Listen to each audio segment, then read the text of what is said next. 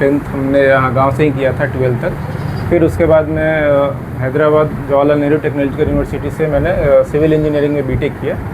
फिर उसके बाद 1 साल जॉब किया मैंने नोएडा में। फिर उसके बाद मैं बीपीएससी की तैयारी किया मैंने। और थर्ड अटैम्प्ट में आपको यह सफलता मिली। 2 बार असफल हुए तो मन में क्या ख्यालात उत्पन्न हुए, कहाँ कमी रह गई थी या फिर कुछ निगेटिविटी भी आई मन में, क्या हुआ था उस वक्त? तो पेरेंट्स का सपोर्ट की वजह से मेरा जर्नी स्मूथ रहा, क्योंकि उनका सपोर्ट निरंतर कंटिन्यूअसली बरकरार रहा मेरे साथ में। आप आज डीएसपी के पद पे चयनित हुए हैं, तो आपको यह लगा था कि कभी हम इस तरह का मुकाम हासिल कर पाएंगे? हार्ड वर्क हमेशा टैलेंट को बीट करता है, और हार्ड वर्क के साथ कंसिस्टेंसी मेंटेन कीजिएगा तो आप अपने गोल को जरूर अचीव कीजिएगा। फिर आने वाले समय में वर्दी पहनकर अपने गांव में अपने परिवार के बीच में पहुंचेंगे? उसके लिए तो अभी मेरे ख्याल से 1 साल से ज़्यादा का समय है। अभी पुलिसिंग में सबसे ज़्यादा जो इम्पोर्टेंट चीज़ है कि आपको इंश्योर करना है कि लोग सेफ़ फील करें। तो मुझे लगता है कि एक आदमी चेंज ला सकता है सिस्टम में, और मैं मेरी पूरी कोशिश करूंगा कि वो आदमी मैं हूं कि मैं उस सिस्टम में चेंज ला सकूं। नमस्कार, स्वागत है आपका बीडी न्यूज़ में। मैं दिलजीत आपके साथ। देखिए, कहा जाता है कि मेहनत की आग में जो जलते हैं सफल होकर वही चमकते हैं, और ऐसे ही एक शख्सियत से आज हम आपको मुलाकात करवाएंगे, उनसे रूबरू आपको हम कराएंगे, जिन्होंने बीपीएससी 70वीं संयुक्त परीक्षा में बेहतर रैंक हासिल किया है। 619वां रैंक हासिल कर वो डीएसपी के पद पर चयनित हुए हैं। हमारे साथ मोहम्मद हसनैन आलम जी हैं, जो मोतीपुर के ठिकाहा गांव के रहने वाले हैं। और कल जब वो अपने गांव पहुंचे तो गांव वालों ने इतना भव्य स्वागत इनका किया, इतनी गर्मजोशी से स्वागत किया, जिसे देखकर पूरा समाज, पूरा परिवार और ये खुद गौरवान्वित है, गदगद है। खास बातचीत करने हम पहुंचे हैं। हसनैन जी, पहले तो बहुत बहुत मुबारकबाद आपको, बधाई कि आपने इतना बेहतर ये रैंक हासिल करके डीएसपी का पद पाया है आपने। हम जानना यह चाहेंगे आपसे कि कल स्वागत हुआ आपका गांव में भव्य रूप से, कैसा लगा वो पहले ये बताइए। बहुत अच्छा था, मेरे लिए बहुत प्राउड का बात था। गांव वालों ने, घर वालों ने और आस पड़ोस के जितने भी लोगों ने, सब ने बहुत अच्छा इंतज़ाम करके रखा था मेरे स्वागत के लिए। ये दिखाता है कि उनका एक बहुत भरोसा था, और ये दिखाता है कि वो बहुत खुश है मेरी कामयाबी से।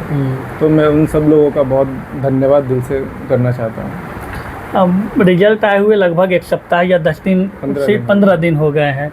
हमें लगता है कि कुछ लेट पहुँचे हैं गाँव आप। जी, इससे पहले मैं सन फार्मा इंडस्ट्रीज़ में वडोदरा में जॉब कर रहा था।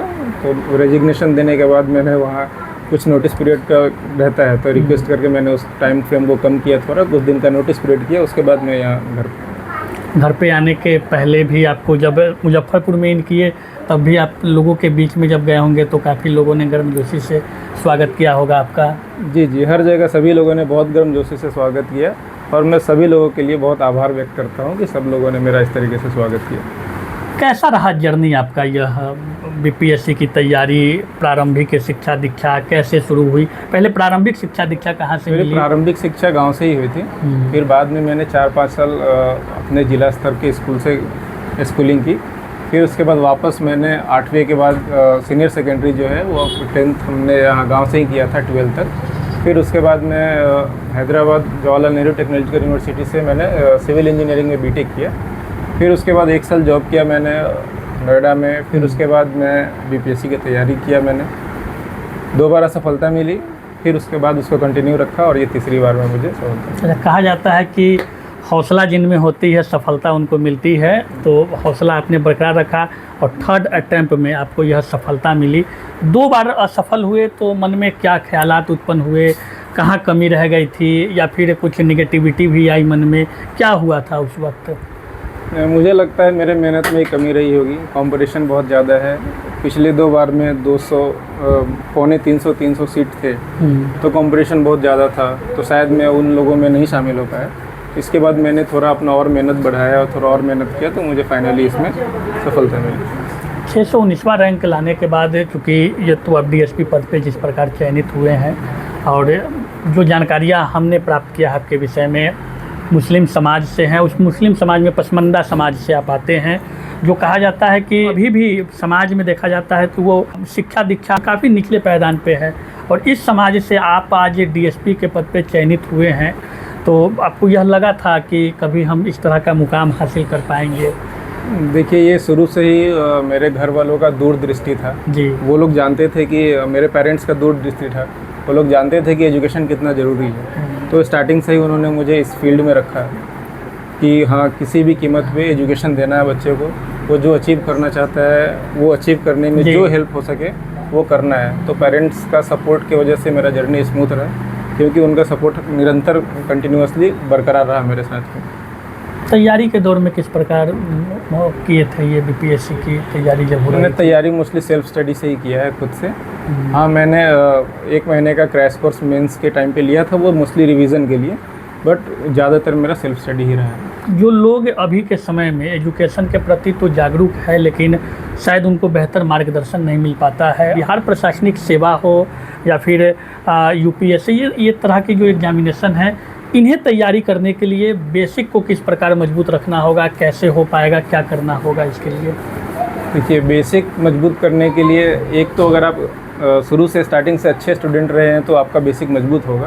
अगर आप नहीं भी रहे हैं तो आप जब भी स्टार्ट कर रहे हैं उस समय से अगर आप खुद से ईमानदार रहेंगे, पढ़ाई के प्रति ईमानदार रहेंगे और मेहनत करते रहेंगे, क्योंकि हार्ड वर्क का, मेहनत का कोई दूसरा सब्स्टिट्यूट नहीं है। मेहनत करते रहेंगे तो सफलता जरूर मिलेगी। इस सफलता का श्रेय किन्हें देना चाहेंगे? सबसे ज़्यादा श्रेय मेरे पेरेंट्स को जाता है, मेरे अच्छा। पिताजी को जाता है। उसके बाद मेरे मित्र है, मेरे घर वाले हैं, मेरा फैमिली बहुत लंबा है। जी। मतलब हमारे फैमिली में, मतलब हम लोग अभी भी जॉइंट फैमिली में रहते हैं। अच्छा। तो उन सब लोगों को श्रेय जाता है, अगल बगल के लोगों को, गांव वालों को, सब लोगों को बहुत काफ़ी सपोर्टिव थे। युवा पीढ़ियों के लिए क्या कहना चाहेंगे, जो आने वाला जनरेशन है उनके लिए?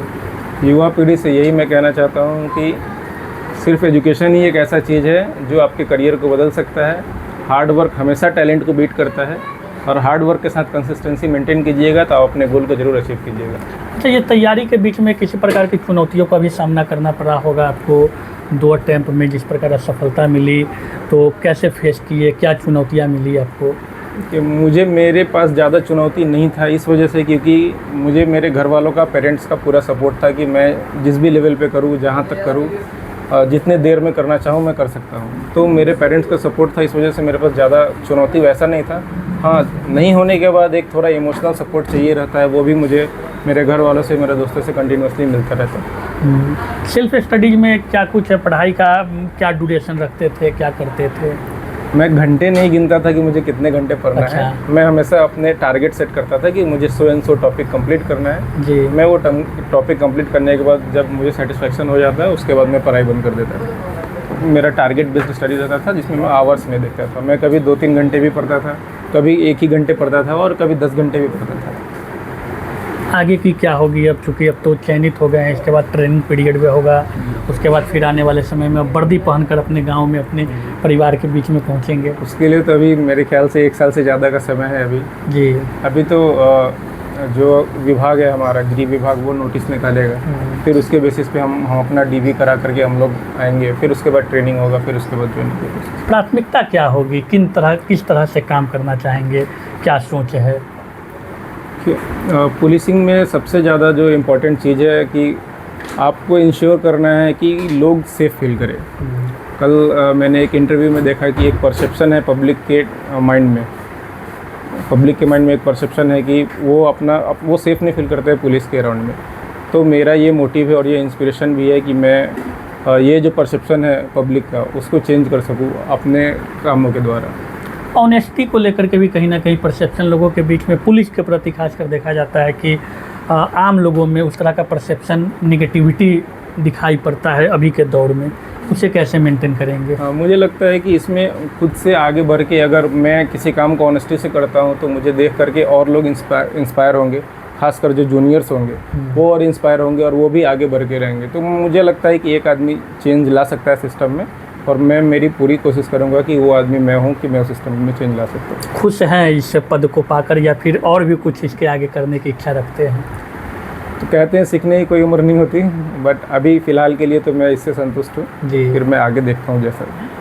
चलिए, तो आप हसनैन साहब जो डीएसपी पद पे चयनित हुए हैं, बातचीत हुई, और जिस प्रकार से इन्होंने अपने बीपीएससी 70वीं संयुक्त परीक्षा में 619वां रैंक हासिल कर डीएसपी के पद पे चयनित हुए हैं। घर परिवार समाज में खुशी का माहौल है, और कहा भी जाता है कि हौसला यदि आपका हो और आप ईमानदारी से मेहनत करते हैं तो किसी भी लक्ष्य को प्राप्त करने से आपको कोई रोक नहीं सकता है, जो यह साबित इन्होंने किया है।